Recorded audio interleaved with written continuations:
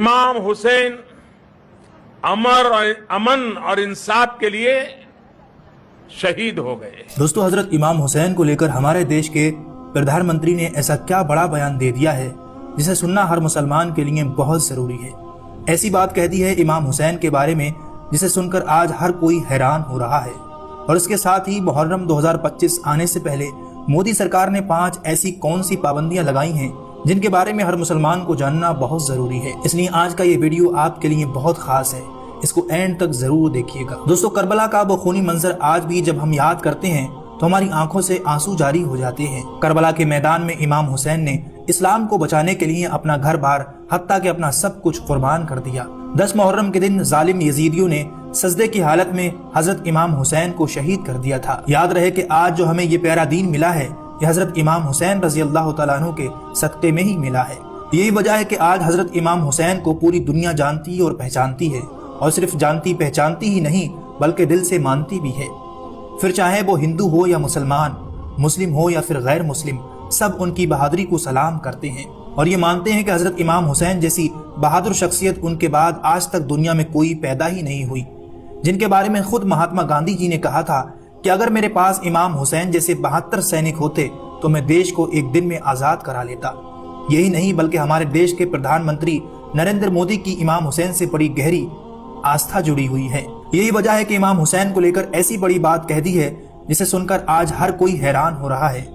दोस्तों, हजरत इमाम हुसैन की शान को बुलंद करते हुए हमारे देश के प्रधानमंत्री नरेंद्र मोदी ने कहा कि हजरत इमाम हुसैन जैसी अजीम शख्सियत आज तक पूरी दुनिया में कोई नहीं है। इमाम हुसैन की शहादत को याद करते हुए कहा कि हमें अपने जीवन में इमाम हुसैन के पवित्र संदेश को उतारना है और पूरी दुनिया तक उनके पैगाम को पहुंचाना है, क्योंकि इमाम हुसैन अमन और इंसाफ की खातिर लड़ते हुए शहीद हो गए। इमाम हुसैन ने अन्याय और अहंकार के खिलाफ अपनी आवाज को बुलंद किया था। उनकी ये सीख जितनी उस वक्त अहम थी उससे भी कहीं ज्यादा आज के इस दौर के लिए अहम है। आप खुद सुने प्रधानमंत्री नरेंद्र मोदी ने इमाम हुसैन को लेकर क्या बड़ा बयान दिया है। इसके बाद हम आपको मोदी सरकार की वो 5 नई पाबंदी बताएंगे जो इस बार मुहर्रम 2025 पर भारत के अलग अलग शहरों में लागू की गई हैं। इसलिए आप इस वीडियो को बगैर स्किप किए आखिर तक जरूर देखिए। साथियों, इमाम हुसैन के पवित्र संदेश को आपने अपने जीवन में उतारा है और सदियों से देश और दुनिया तक पैगाम पहुंचाया है। इमाम हुसैन अमन और इंसाफ के लिए शहीद हो गए। उन्होंने अन्याय और अहंकार के विरुद्ध अपनी आवाज बुलंद की थी। उनकी ये सीख जितनी तब महत्वपूर्ण थी उससे भी अधिक आज की दुनिया के लिए ये अहम है। दोस्तों, हम सब जानते हैं कि वैसे तो मुहर्रम इस्लामी साल का पहला महीना है, लेकिन इसी महीने की 10 तारीख को हजरत इमाम हुसैन रजी अल्लाह तआला अन्हु ने इस्लाम को बचाने के लिए करबला के मैदान में अपना सब कुछ कुर्बान कर दिया था।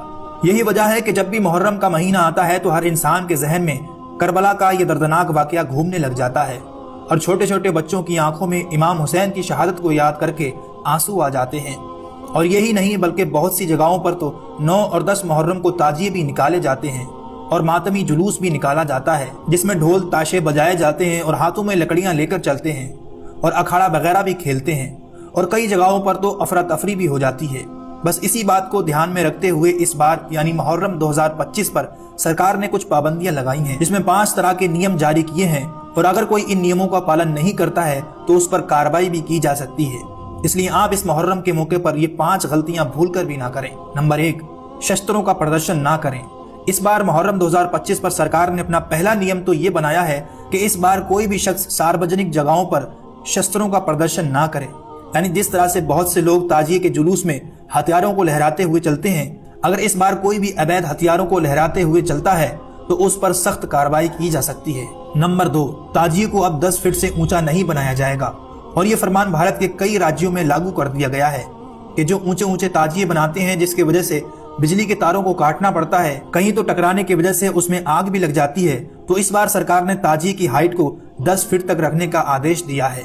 नंबर 3, इस बार मुहर्रम के मौके पर सरकार ने अपना तीसरा फरमान ये जारी किया है कि कोई भी शख्स इस बार मुहर्रम के मौके पर भीड़ इकट्ठी करके अफरा तफरी ना करना पाए। ऐसा इसलिए क्योंकि हाल ही के दिनों में देखा गया है कि हमारे देश भारत में कुछ ऐसे असामाजिक तत्व हो चुके हैं जो इस बात का फायदा उठाकर ऐसी भीड़ भाड़ वाली जगहों पर जाकर खड़े हो जाते हैं और फिर सामाजिक माहौल को खराब करने की कोशिश करते हैं। ड्रोन्स के जरिए नजर रखी जाए। इस बार मोदी सरकार ने अपने आला अधिकारियों को ये आदेश दिया है कि इस बार मुहर्रम के मौके पर और खास करके ताजी के जुलूस में अगर कहीं पर भी कोई माहौल खराब होता है तो फौरन यहाँ पुलिस को तैनात किया जाए और ड्रोन्स के जरिए खास तौर पर ऐसी जगहों की निगरानी रखी जाए और जगह जगह पर पुलिस भी तैनात की जाए ताकि किसी भी जगह पर सामाजिक माहौल खराब ना हो सके। और नंबर 5 पर जो सरकार ने फरमान जारी किया है कि इस मुहर्रम के मौके पर सोशल मीडिया पर नजर रखी जाए।